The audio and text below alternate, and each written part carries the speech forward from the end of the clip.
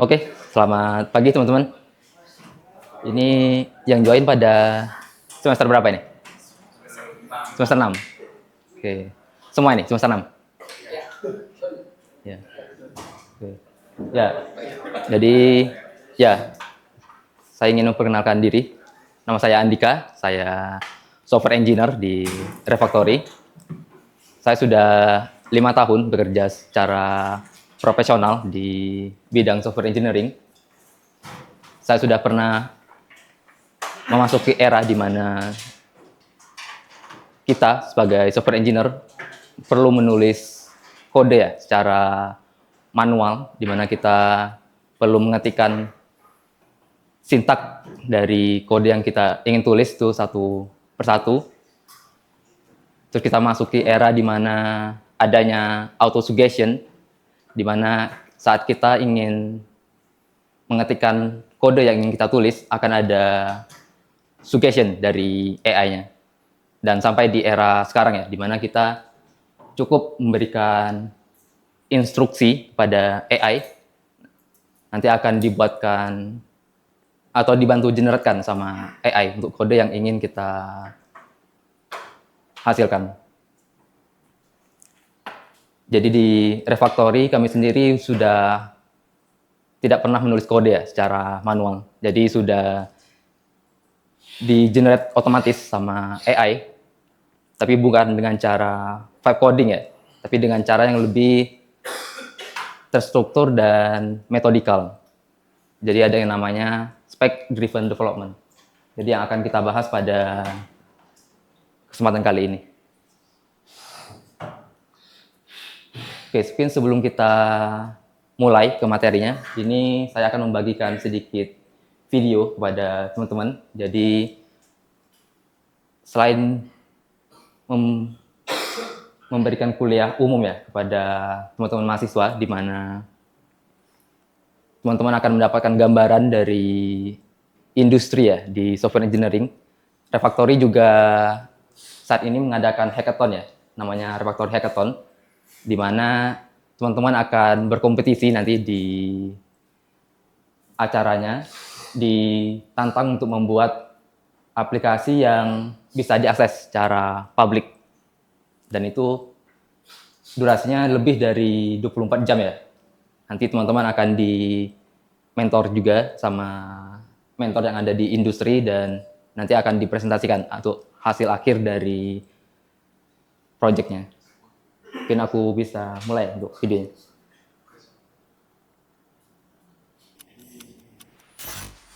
Oke. Ya, ini sebuah kampus foto ya. Jadi yang pertama kemarin di Jogja, di UGM. Ini di Februari kemarin. Ini beberapa gambaran dari acaranya. Yang kedua di Surabaya beberapa minggu kemarin di UNER ya, Universitas Airlangga. Dan nextnya akan diadakan di kampusnya teman-teman di Telkom di 12 Mei untuk acaranya. Bagi teman-teman yang tertarik untuk berpartisipasi bisa cek ya di websitenya hackathon.refactory.id dan Instagramnya Refactory. Oke, ini teman-teman pada ikut nggak untuk kuliah umum pada kesempatan kemarin, di minggu kemarin? Pada join? Apa aja yang dibahas kemarin, yang teman-teman tangkap? Ada yang masih ingat? Penggunaan AI. Sejarah AI juga ada? Ya, sejarah AI. Ya, kalau mau di summary ada beberapa yang telah dibahas ya di minggu kemarin. Ya, pertama kita udah membahas terkait kapabilitas dari AI. AI ini sudah sejauh mana kemampuannya di sekarang. Jadi ada yang namanya AlphaGo ya. Jadi AI yang sudah bisa mengalahkan pemain Go profesional di dunia. Pemain Go yang permainannya lebih sulit ya dari catur. Tapi ini bisa dikalahkan nih sama AI. Terus juga kita bahas terkait agentic AI, di mana AI sudah bisa menyelesaikan masalah-masalah kompleks dengan cukup kita berikan sebuah instruksi ya, atau tujuan apa yang ingin kita capai dari AI-nya. Dan kita juga udah membahas terkait sejarah dari AI, mulai dari pemikirannya Alan Turing terkait apakah mesin bisa berpikir, sampai dengan era agentic AI, tadi yang bisa menyelesaikan masalah yang kompleks secara otonom. Terakhir ada konteks engineering, di mana di era AI ini kita sangat penting untuk mengelola konteks atau informasi yang akan kita berikan pada AI supaya hasilnya lebih akurat dan presisi dari apa yang ingin kita instruksikan pada AI. Oke, mungkin sebelum kita masuk ke materi ini, kita mulai dari pertanyaan ini dulu. Gimana cara membuat aplikasi tanpa menulis kode? Ini saya sendiri sebenarnya udah nggak pernah menulis kode secara manual di saat saya bekerja. Ini gimana? Dari teman-teman ada yang bisa jawab nggak? Gimana cara membuat aplikasi tanpa menulis kode? Vibe coding. Dari yang lain? Prompting. Prompting lewat harus ada konteksnya dulu sih. Jadi dijelasin secara konteks misalnya bikin aplikasi apa nanti kita kasih ke AI. Tapi kebanyakan sih masih membayar itu saat itu. Ya bisa pakai agentic AI itu ya. Ya, jadi kayak Vibe coding, terus prompting tadi ya. Oke. Ya, yang dibilang Masnya tadi ya, yang cukup terkenal di saat ini ya, di software engineering ada yang namanya vibe coding, di mana kita cukup memberikan instruksi pada AI, nanti akan dibuatkan sama AI-nya. Misalnya kita, ya tolong buatkan fitur login, ya nanti dibuatkan fitur login sama AI-nya. Ya ini dipopulerkan sama Andrej Karpathy ini ya, salah satu co-founder dari OpenAI, di mana dia bilang ada cara baru nih untuk ngoding ya, di mana kita cukup memberikan instruksi, terus kita ya lupakan saja kalau ada kode di software engineering, kita cukup memberikan instruksi aja. Dan ini cukup populer ya saat ini di software engineering, dan banyak yang coba, dan bahkan ada yang dari non IT ya juga ikut mencoba untuk vibe coding ini. Dan ini sangat bagus sebenarnya. Kita bisa membuat aplikasi dengan durasi yang sangat singkat ya, karena kita nggak perlu menulis kode secara manual, cukup memberikan instruksi dan otomatis nanti di-generate sama AI. Nah, biasanya gimana yang Mas tadi? Kalau menggunakan vibe coding, caranya gimana biasanya? Flow-nya? Pernah vibe coding? Ya, biasanya gimana Mas nginstruksikan untuk membuat aplikasi sampai dia benar-benar jadi nih? Dari fitur atau aplikasi yang Mas pengen gitu.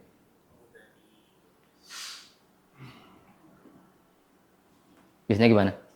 kalau dari saya sih kan bikin SRS yang dulu sih. Hah? Tinggal masukin aja ke AI terus langsung. Oh, udah buat spek berarti? Iya. Oh, jadi AI-nya ngikutin speknya gitu. Iya. Yang lain gimana? Ada yang udah pernah nyoba vibe coding?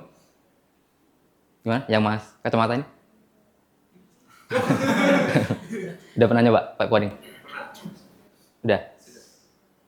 Gimana biasanya untuk flow-nya penggunaan vibe coding? Itu kan buat desain dulu, desain dari suatu aplikasi itu. Desain itu saya masukin ke Oh, Figma berarti ya? ya Figma. Figma. Nanti saya masukin ke AI, nanti misalkan disesuaikan dengan gambar ini. Ya. Oh, oke. Berarti udah mulai dari Figma ya? Iya. Dari Figma terus minta AI untuk generate jadi kode ya? Tapi tetap aja masih ada kesalahan-kesalahan yang saya perbaiki sendiri. Ada lagi dari yang lain?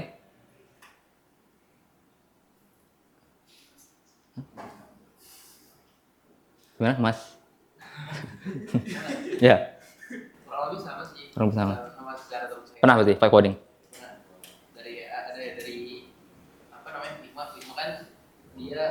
sekarang itu udah ada kayak MCP-nya gitu ya? Atau apa? website yang untuk website builder-nya. Oh, langsung di Figma berarti ini? Iya, langsung juga bisa. Nanti kalau emang butuh translate, baru kita minta AI untuk translate ke bahasa lain. Oke. Jadi udah buat desainnya dulu berarti ya? Nggak langsung instruksi ke AI ya? Ya tapi kalau secara gambaran besar ya, yang biasanya kita lakukan saat vibe coding itu ada 3 flow ini ya biasanya. Jadi kita memberikan instruksi pada AI, tolong buatkan fitur login. Nanti AI-nya ya berpikir, terlihat seperti berpikir, padahal dia sedang menebak apa yang sedang kita ingin lakukan ya, atau ingin hasilkan. Jadi dia menebak, ya kayaknya dia ingin login menggunakan Google nih. Ya padahal kita nggak ingin membuat login dengan Google. Kita ingin login menggunakan username atau password ya. Nah, jadi dia terlihat seperti berpikir, padahal dia sedang menebak gitu, apa yang ingin kita capai. Terus dia dikoreksi sama AI, generate lagi sama dia, baru jadi sesuai dengan kita ekspektasikan ya. Tapi biasanya pasti akan ada kayaknya masih kurang ini deh. Kayak warnanya perlu dibuat warna hijau mungkin. Terus minta AI ganti jadi warna hijau, terus di-update lagi sama AI-nya. Atau misal kita ya kayaknya kurang nambahkan validasi ini. Misal username-nya harus 6 karakter gitu. Oke, berarti kita instruksikan lagi ke AI, terus di-update lagi sama AI. Terus berulang cycle-nya sampai ya benar-benar sesuai hasilnya dengan yang kita ekspektasikan. Ya, problemnya di sini ya. Jadi AI-nya banyak menebak di sini. Jadi ya kurang efisien dari sisi ya banyak ya dari sisi apa yang kita ekspektasikan, terus juga token dari penggunaan AI-nya. Jadi karena terus berulang ya, jadi pasti makan banyak token nanti.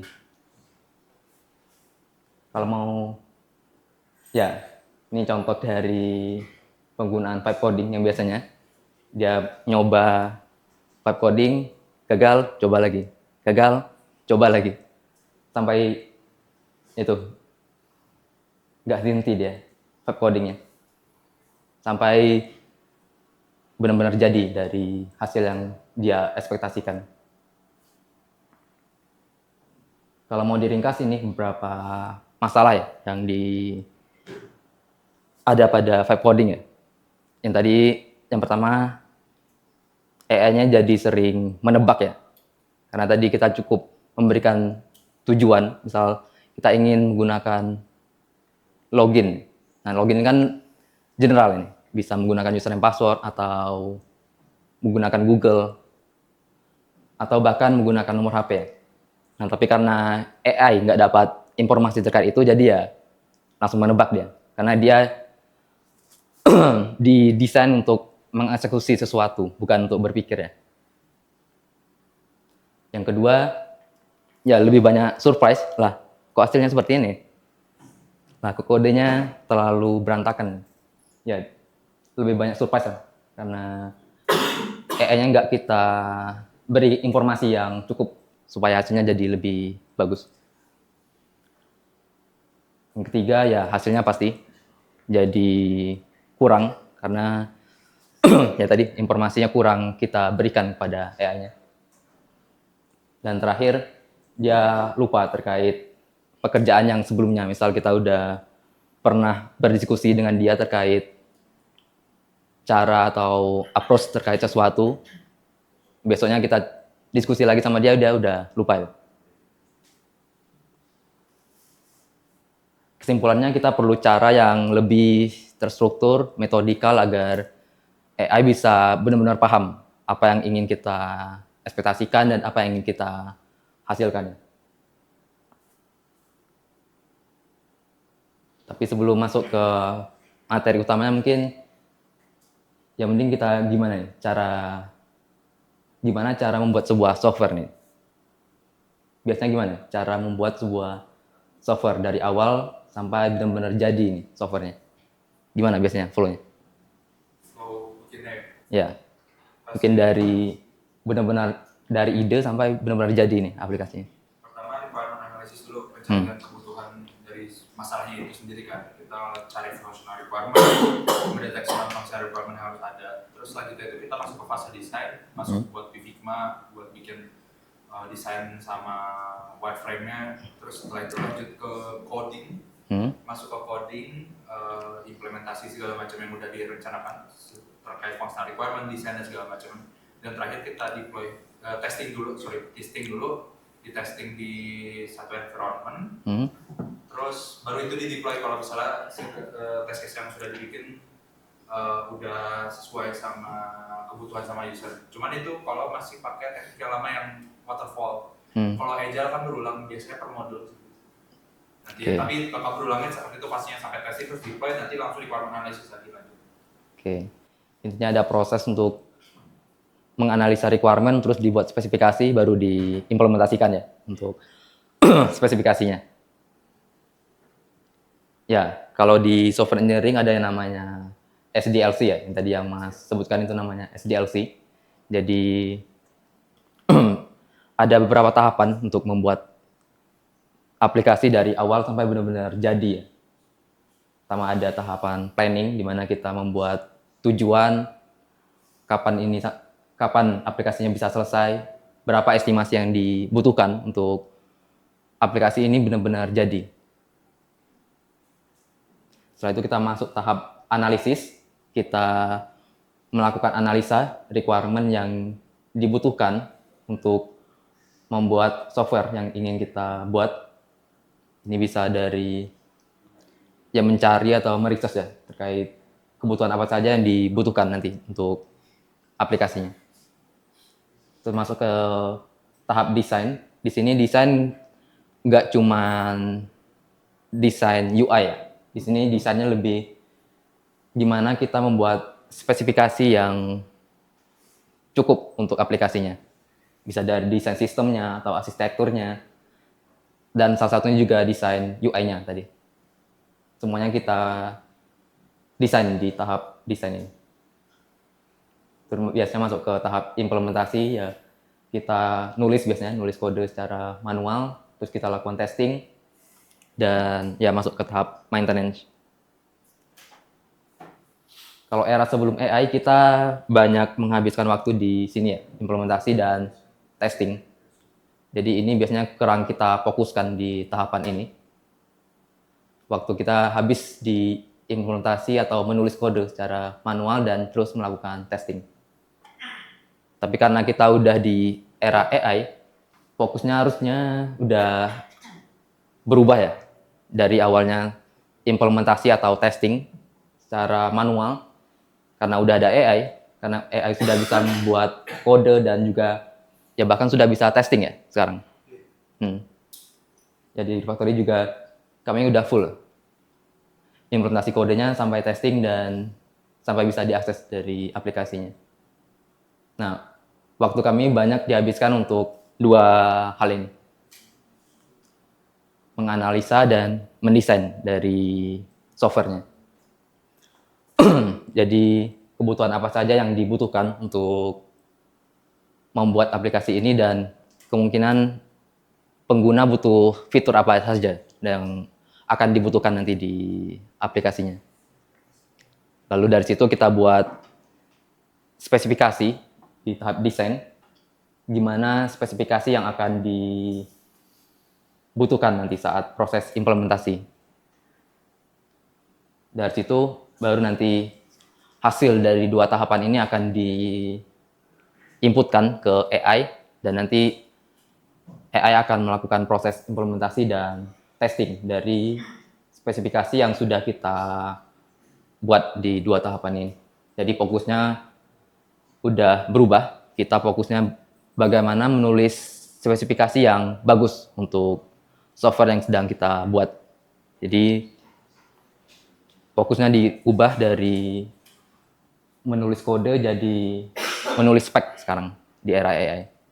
Jadi gimana speknya sangat bagus dan udah terakomodasi semua kebutuhan yang kita ekspektasikan ya. Nanti tinggal minta AI untuk buatkan dari sisi implementasi kodenya.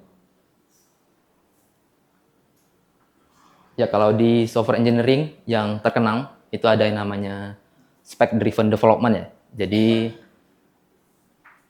kita fokusnya membuat spesifikasi dulu di awal dan biasanya dokumentasi ini berupa dokumentasi secara bisnis dan dokumentasi secara teknikal ya. Dari situ nanti akan diinputkan tadi ke AI untuk dilanjutkan ke tahap implementasi sampai juga testingnya. Dan ini juga jadi source of truth ya, atau sumber dari kebenaran dari fitur yang ada di aplikasi kita. Kalau sebelumnya kita rely ke kode ya. Kalau sekarang kode udah nggak berharga ya. Malah teknologi itu juga udah, teknologi atau stack itu udah kurang berharga ya sekarang. Yang penting itu spek sekarang. Karena dari spek, ya bahkan kita bisa pindah teknologi segampang itu. Jadi kita cukup menulis spek dari sisi bisnis dan teknikalnya. Nanti biar minta AI aja, tinggal kita mau menggunakan teknologi apa dari sisi implementasinya. Jadi waktu kita udah banyak dihabiskan untuk menulis spek sekarang, bukan lagi untuk menulis kode secara manual. Dan ini juga akan dijadikan dokumentasi untuk manusia ataupun AI nanti dari spesifikasi yang sudah kita buat. Jadi harus bisa dimengerti dari sisi manusia dan juga AI.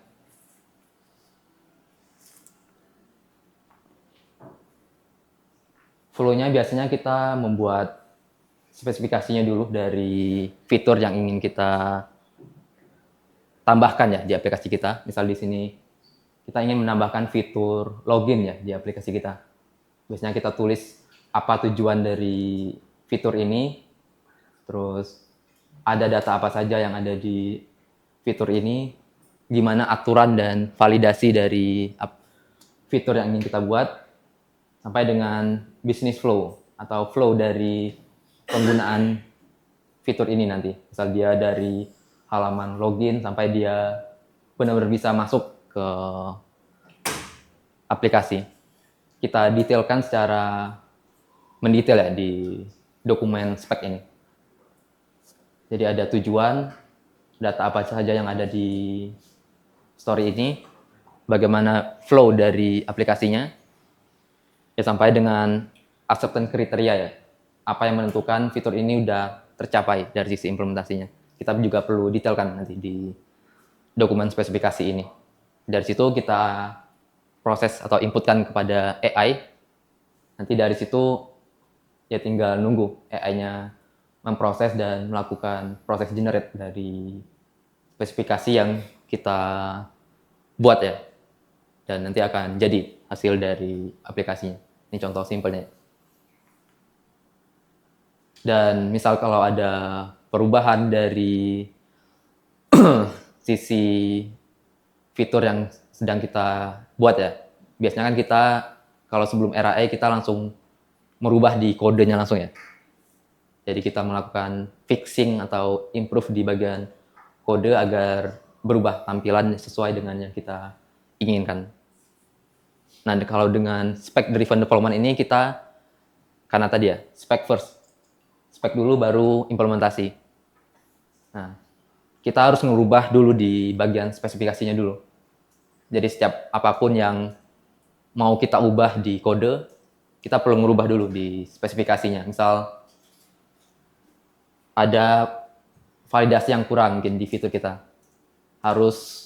Username-nya harus menggunakan 6 karakter di implementasinya nanti. Karena di sini belum ada, nanti tinggal ditambahkan bagaimana validasinya. Misal, username harus memiliki 6 karakter gitu. Nanti tinggal inputkan lagi ke AI-nya, terus diproses, ya udah diupdate dari sisi kodenya. Dan nanti ya udah aplikasinya akan ada validasi nanti sesuai dengan spesifikasi yang kita tulis. Jadi sumber utamanya sekarang di bagian spesifikasi ya, bukan lagi kode sekarang. Jadi kode sekarang ya kurang berguna ya sekarang. Jadi kita fokusnya di spesifikasi dan mendetailkan dari sisi kebutuhan dari spesifikasinya.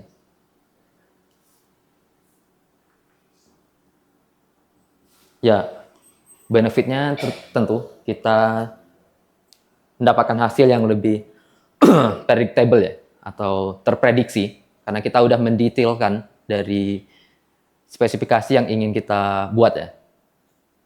Kita ingin menambahkan validasi, sudah kita detailkan validasi apa saja yang kita butuhkan di dokumen spesifikasinya tadi.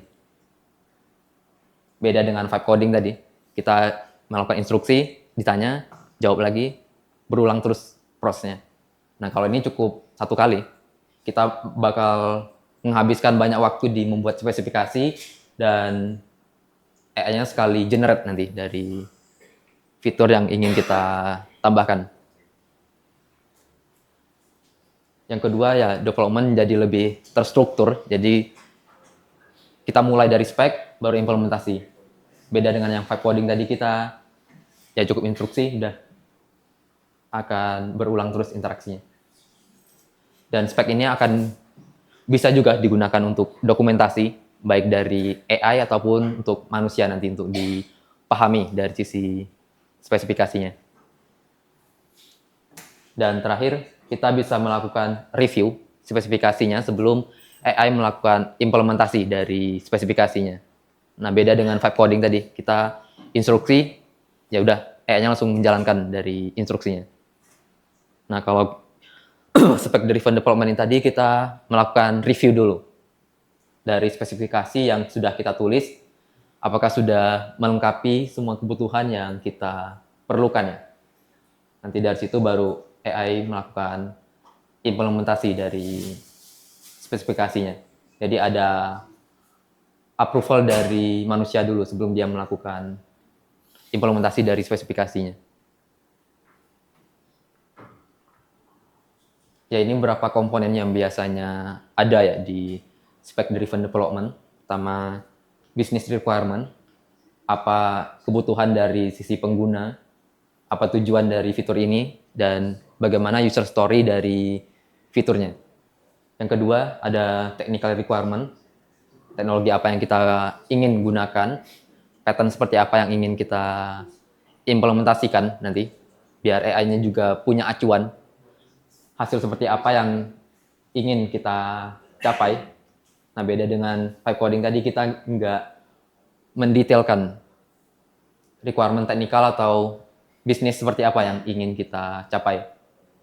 Nah, beda dengan spec driven development ini, kita perlu detailkan dulu di awal terkait requirement secara bisnis dan teknikal dari aplikasi dan fitur yang ingin kita buat. Nanti dari situ, dua requirement tadi akan dibuatkan ada yang namanya implementation plan dari AI. Ini simpelnya step by step yang akan dilakukan oleh AI-nya untuk proses eksekusinya nanti. Jadi ya tasknya AI lah, simple. Dari dua requirement tadi, dia akan membuat task yang perlu dia kerjakan untuk proses implementasi. Oke, tadi ada yang namanya user story ya. Jadi user story adalah ya kemampuan seorang aktor dari sebuah fitur atau aplikasi ya. Jadi biasanya ada 3 komponen ini. Pertama ada objektif atau tujuan dari user story yang ingin kita buat. Ada yang namanya business flow. Flow secara bisnis atau dari sisi pengguna dari fitur yang ingin kita tambahkan ya. Misal dari login sampai dia melakukan pembelian ya. Nah, itu kita perlu detailkan dari sisi business flow-nya. Terakhir ada acceptance kriteria, di mana kita di sini menulis kriteria seperti apa saja yang menentukan fitur ini sudah tercapai.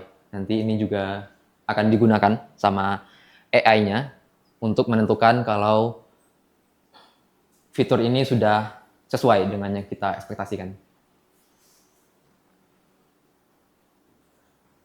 Dan spec driven development ini sebenarnya udah banyak ya tools yang ada untuk membantu kita untuk mengimplementasikan dari spec driven development ini.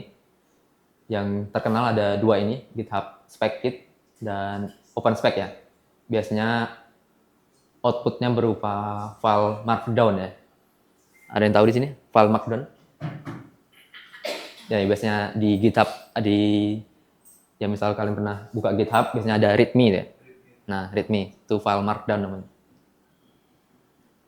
Nah di spec driven development ini juga menggunakan format yang sama. Di sini menggunakan file markdown untuk spesifikasi dari fitur yang kita buat. Nanti dari situ akan digunakan sama AI untuk proses implementasi nanti. Di sini akan kita fokuskan ke OpenSpec ya, karena di Refactory sendiri kami menggunakan tools ini, OpenSpec, dan hasilnya cukup bagus ya dari sisi implementasi dan juga dari sisi manusia yang nge-review dari spesifikasinya. Biasanya ada dua komen ini yang ada di OpenSpec. Pertama, propose, di mana kita mengajukan proposal untuk dibuatkan spesifikasi dari fitur yang ingin kita buat. Misal kita ingin menambahkan fitur login, kita tinggal menginstruksikan ke tools ini untuk propose sebuah proposal ya untuk spesifikasinya. Yang kedua ada apply, di mana proposalnya udah jadi dan udah kita review secara manual dan kita udah confirm ya kalau udah oke dari spesifikasinya. Nanti tinggal menjalankan komen ini, apply. Nanti dari AI akan melakukan implementasi dari spesifikasi yang sudah kita buat tadi di tahapan proposal. Biasanya ada beberapa file ini ya, yang di generate sama tools OpenSpec ini, sama ada proposal di mana menjelaskan apa yang perubahan yang ingin kita buat di spek ini. Terus ada spec di mana berisi requirement dan skenario yang akan digunakan AI nanti saat proses implementasi.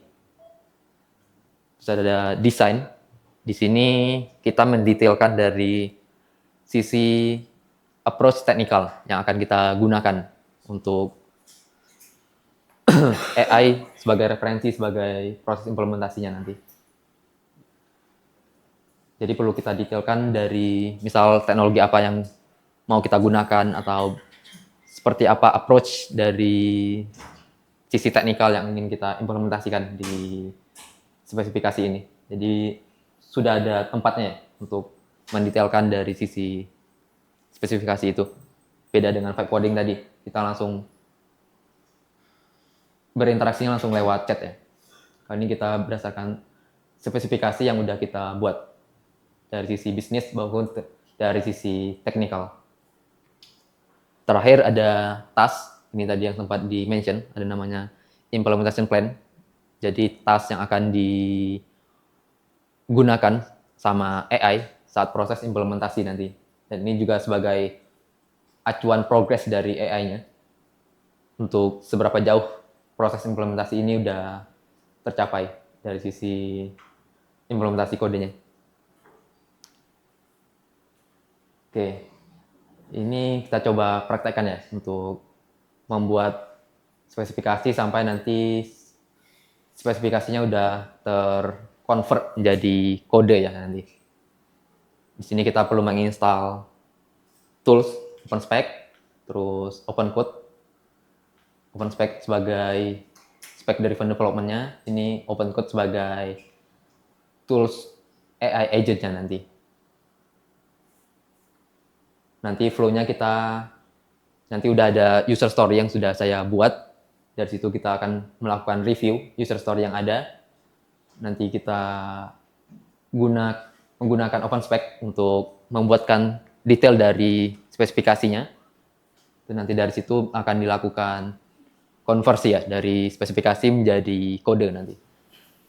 Oke, mungkin sebagai penutup ya, ini ada sedikit pesan dari saya kepada teman-teman karena